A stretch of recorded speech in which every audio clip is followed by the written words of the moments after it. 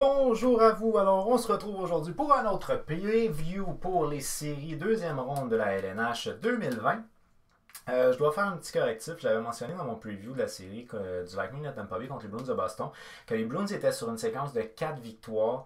Ma mémoire a fait erreur, je suis désolé. Le premier match en fait qui a opposé les Bruins aux Hurricanes, c'était les Bruins qui l'avaient remporté. Ce qui veut donc dire que les Hurricanes ont remporté le deuxième. Donc les Bruins ne sont pas sur une séquence de 4 victoires, mais bien sur une séquence de 3 victoires d'affilée. Un petit correctif, je suis désolé. Alors aujourd'hui, on va s'attaquer à la série qui va opposer les Golden Knights de Vegas aux Canucks de Vancouver. Encore là, c'est une série qui risque d'être intéressante. Puis ça, honnêtement, je suis vraiment content parce que les séries de deuxième ronde, je pense qu'elles vont être pas mal tous intéressantes, sauf peut-être la série qui va opposer les Islanders aux Flyers. Parce que les Islanders jouent un jeu qui est très fermé, puis les Flyers, je les ai trouvés un peu chancelants pour imposer leur rythme puis leur style de jeu contre le Canadien. Ceci étant, le Canadien était une équipe quand même qui avait beaucoup de rythme, qui avait beaucoup de volonté, beaucoup de ténacité.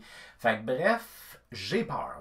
C'est celle qui me fait le plus peur. Mais je pense que cette série-là va être une bonne série parce qu'honnêtement, les Canucks, c'est littéralement une puissance offensive. Puis les Golden Knights peuvent être une certaine puissance offensive aussi. Fait que je pense que ça peut être un style qui va être un style de hockey ouvert où il va y avoir beaucoup d'opportunités. Puis qui risque d'être très intéressant. Alors pour ça, vraiment, je pense que c'est une série qui va être super intéressante à regarder. Maintenant, une petite chose que je tenais à mentionner, tout particulièrement concernant les Canucks de Vancouver, c'est que les Canucks ont éliminé les Blues de Saint-Louis. Jordan Binnington n'est assurément pas une de mes personnalités préférées au travers de la LNH. D'ailleurs, ce qui arrive actuellement avec Marc-André Fleury est quelque chose qui me touche beaucoup parce que lui, c'est le contraire, c'est une de mes personnalités préférées. Jordan Binnington, assurément, il ne l'est pas. Puis une chose que j'avais particulièrement détesté de Jordan Binnington, c'est lorsqu'il y avait eu la remise des trophées. Jordan Binnington avait mentionné, dû au fait qu'il avait été nominé pour le Calder avec Elias Pettersson, il avait mentionné que selon lui, il méritait plus le trophée Calder que Elias Pettersson le méritait. Et ça, je trouve que c'était quelque chose qui était vraiment très déplacé de sa part de mentionner ça. Parce que je pense que tout joueur de hockey, à partir d'un très bas âge, son plus grand rêve, c'est pas de gagner le Calder, c'est de gagner la Coupe Stanley. Ce qui m'amène à dire que à ta première année recrue, tu gagnes ta Coupe Stanley, ferme ta gueule puis vis avec. Alors, de jalouser le fait qu'un autre gars a remporté le trophée Calder, je trouvais ça déplacé. Honnêtement, j'ai trouvé que c'était vraiment pas un. En tout cas, moi, j'ai vraiment pas aimé cette attitude-là de Jordan Binnington. Et je vous avouerai que je trouvais que la série qu'elle a opposée, les Blues au Vancouver, aux Canucks de Vancouver, excusez-moi, allait être une série intéressante pour ça. Parce que les Canucks s'en souvenaient. Puis d'ailleurs, ils ont mentionné sur leur fil Twitter, après avoir éliminé les Blues by Binnington. J'ai trouvé ça très drôle de leur part. Alors, moi, ce que je voulais mentionner concernant ça, c'est que là, on a pu voir Jordan Binnington qui a fait face à Elias Pettersson, les Blues qui ont fait face aux Canucks de Vancouver. Jordan Binnington était officiellement le partant au début de la série. Il ne l'était plus à la fin de la série. Alors, je trouve ça super intéressant d'opposer les deux statistiques. Puis vous allez voir que it's not glorious pour les glorieux, franchement. Donc, on va commencer avec Elias Pettersson, en 6 matchs contre les Blues de Saint-Louis, il a totalisé 3 buts, 6 passes, 9 points. C'est quand même dominant sur un point de vue offensif. Je ne vous parle pas du différentiel plus-moins, parce que plus-moins, je pense qu'il était à plus 3. Mais en tant que tel, en termes de production offensive, tu n'as rien à reprocher à Elias Pettersson, parce que franchement, là, 9 points en 6 matchs, il a connu une très bonne série contre les Blues de Saint-Louis. Dans le cas de Jordan Binnington, eh bien, il aura joué un total de 3 matchs contre les Canucks de Vancouver, mais il n'aura même pas fini le 3e match. En fait, le 3/4 du match, pratiquement, a été joué par Jake Allen dans ce match-là.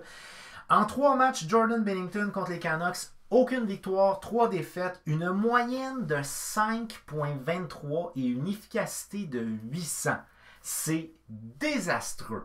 Jordan Binnington a été un flop total contre les Canucks de Vancouver et il est en partie, même en grande partie, responsable de l'élimination des Blues de Saint-Louis face aux Canucks de Vancouver.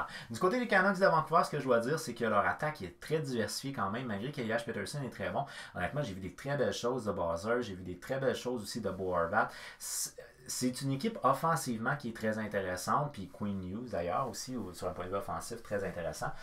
Donc c'est quand même assez diversifié, mais je pense que dans le duel, on peut le donner à Elias Pettersson l'avantage parce que Jordan Binnington aurait été partant puis il a fini, il n'était pas partant, ça a été désastreux sur un point de vue statistique. Fait que franchement, félicitations à Elias Pettersson, puis j'étais content qu'on ferme la gueule à Jordan Binnington. Ok, petite accroche maintenant mis de côté. Depuis la reprise des hostilités dans la LNH, les Golden Knights ont 8 matchs, 7 victoires, une défaite, 3,75 en termes de moyenne de buts marqués par match, 2,63 en termes de moyenne de buts encaissés par match. Les Canucks, eux, en 10 matchs, ils ont 7 victoires, 3 défaites, une moyenne de buts marqués de 3,40. C'est quand même, c'est très bien, là. Et 2,60 en termes de moyenne de buts encaissés. Donc, on a une légère supériorité pour les Golden Knights avec une moyenne de buts marqués de 3,75, mais une légère supériorité pour les Canucks avec une moyenne de buts encaissés de 2,60 versus 2,63. L'avantage numérique, clairement à l'avantage des Canucks. 26,2 pour les Canucks, 19,1 pour les Golden Knights. Pour les Canucks, c'est carrément mission accomplie. Pendant la saison morte l'année passée, les Canucks avaient pour mission d'améliorer leur avantage numérique. En saison régulière, ça a été le cas. Et là, en playoff, c'est le cas également, en grande partie grâce à l'acquisition de JT Miller. Alors franchement, bravo pour ça, pour ce qui est des Canucks. On a réussi ce qu'on visait. Des avantages numériques à 86,4 pour les Golden Knights, 81 pour les Canucks, c'est déjà avantage pour les Golden Knights. Une moyenne de tir par match de 35,5 pour les Golden Knights, 28,2 pour les Canucks, avantage pour les Golden Knights. Et une moyenne de tir encaissé par match de 25,3 pour les Golden Knights, 35,1 pour les Canucks. Et ça, c'est quelque chose qui peut faire mal. 2,60, il est tributaire à Markstrom. Parce que franchement, défensivement, c'est pas une équipe qui est très solide. Offensivement, c'est une équipe qui produit beaucoup, qui provoque beaucoup de choses, qui bouge beaucoup la rondelle. Mais défensivement, c'est pas une équipe qui est très solide. Et encaisser 35,1 tirs par match, c'est vraiment beaucoup. 25,3, c'est un net avantage pour les Golden Knights. Ceci étant dit, je n'ai pas écouté aucun match des Hawks contre les Golden Knights. Je ne sais pas de quoi avait l'air la série. Le meilleur pointeur du côté des Golden Knights est Mark Stone. En 8 matchs, il a 4 buts, 4 passes, 8 points. Un joueur très complet, Mark Stone. Là, franchement, c'est un gars que j'aime vraiment beaucoup. Riley Smith est le deuxième pointeur des Golden Knights. En 8 matchs, il a 3 buts, 5 passes, 5 points. 3 buts, oh boy. Le calcul laisse parfois à désirer.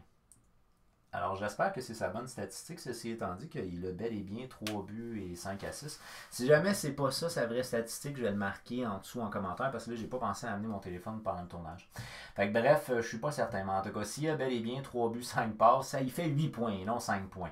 Donc, Riley Smith, deuxième meilleur pointeur. Shea Theodore, le meilleur défenseur offensif des Golden Knights. En 8 matchs, il a 4 buts, 3 passes, 7 points. Jonathan Marchessault, en 8 matchs, il a 2 buts, 5 passes, 7 points. Et William Karlsson, en 8 matchs, il a 2 buts, 4 passes, 6 points. Du côté des Canucks, Elias Pettersson est le meilleur pointeur offensivement de l'organisation. Excusez-moi.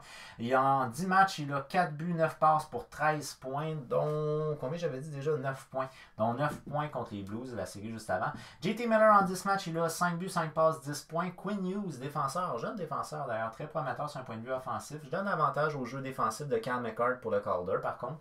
Mais Quinn Hughes, là, offensivement, impeccable. En 10 matchs, 1 but, 9 passes, 10 points. Bo Horvat, en 10 matchs, il a 6 buts, 2 passes, 8 points. Et Brock Bowser, en 10 matchs, il a 3 buts, 5 passes, 8 points. C'était ridicule la montée que Bo Horvat a fait. Je ne sais pas si vous l'avez vu dans les highlights, là, mais il est parti d'un bout à l'autre de la patinoire, franchement. C'est un bon capitaine. C'est pas un capitaine qui jase beaucoup, mais c'est un capitaine qui monte par l'exemple. Puis franchement, il performe au moment où il faut performer. Puis ça, c'est quelque chose qui est très important parce que ça motive tout le reste de l'équipe. Alors franchement, chapeau pour ça, pour ce qui est de Bo Horvat. Au niveau des gardiens de but, ben là, je vais donner l'avantage ici, les gardiens de but, non pas sur un point de vue statistique, mais sur un point de vue moral, je le donne clairement aux Golden Knights, puis sur un point de vue statistique, clairement à Markstrom. Gardien de but, Robin Lehner en 6 matchs, 904 d'efficacité, 2,44, ce qui est correct. Marc-André Fleury en 2 matchs, 886, 2,50, ce qui n'est pas très bon. Et ça explique pourquoi on utilise plus Robin Lehner. Peter DeBoer, le coach des Golden Knights, c'est un gars d'expérience. Donc c'est un gars qui connaît son organisation plus ou moins. Ben, ça fait 1 an, mais c'est pas une organisation que ça fait 10 ans comme c'était le cas quand il était avec les Sharks de San Jose. Mais je pense qu'il a saisi quand même ses 2 gardiens de but. Puis là, il utilise celui qui a juste plus de succès, c'est tout. Et à partir du moment où Robin Lehner va avoir des difficultés selon Peter DeBoer, vous allez voir Marc-André Fleury. Là, c'est sûr que l'agent de Marc-André Fleury a voulu se mêler un petit peu des cartes. Je pense que ça, c'est quelque chose qui se fait pas de la part d'un agent, mais en tout cas, anyways, il a essayé de comme montrer que les Golden Knights ont trahi Marc-André Fleury parce qu'ils ne l'utilisent pas. je trouve que c'était déplacé de la part de M. Walsh, mais bon, bref. Le point étant, c'est que d'après moi, Peter DeBoer va utiliser Leonard tant que ça va bien aller pour les Golden Knights. S'il voit que Robin Leonard il flanche, il ne sera pas gêné d'utiliser Marc-André Fleury, j'en suis convaincu. Du côté des Canucks, ben Jacob Markstrom va très bien. Fait que je vois pas de raison pourquoi est-ce qu'on devrait jouer avec lui. Je pense que ça va être le partant probablement pour toute la série, même s'il y a des faiblesses. D'après moi, on va revenir pareil avec Markstrom en 10 matchs. 929, 2.44. Des bonnes séries pour lui. Donc une bonne saison puis des bonnes séries. Fait que c'est un gardien de but qui est intéressant. Pas vu. Alors c'est une série d'après moi qui peut être une série très ouverte, une série qui peut être très offensive. J'ai décidé d'y aller, pour les Golden Knights parce que je pense que les Golden Knights sont juste mieux balancés que les Canucks peuvent l'être. Mais les Canucks peuvent être une sapristi belle surprise dans ces séries-là. En tant que fan de hockey qui vit au Canada, j'opte pour les Canucks. Je préférerais voir les Canucks passer. Mais je pense que les Golden Knights sont une équipe qui est peut-être plus balancée. C'est la raison pour laquelle je décide d'y aller en termes de prédiction pour les Golden Knights. Et encore une fois, ben oui, une autre série que je m'en vais en 7. Donc les Golden Knights en 7 matchs contre les Canucks de Vancouver. Mais honnêtement, c'est possible. C'est possible pour les Canucks. Alors, qu'est-ce que vous en pensez d'après vous? Qui va gagner cette série-là? Qui va opposer les Golden Knights aux Canucks de Vancouver? Est-ce que vous pensez que c'est les Golden Knights comme moi? Ou est-ce que vous pensez que c'est les Canucks? Faites-le moi savoir au travers des commentaires. On n'oublie pas d'y faire un petit j'aime, de partager la vidéo. On se dit à la prochaine fois. Active la petite cloche. Merci beaucoup d'avoir pris le temps de regarder ma vidéo. Puis, on se revoit très prochainement pour le dernier preview de la deuxième ronde.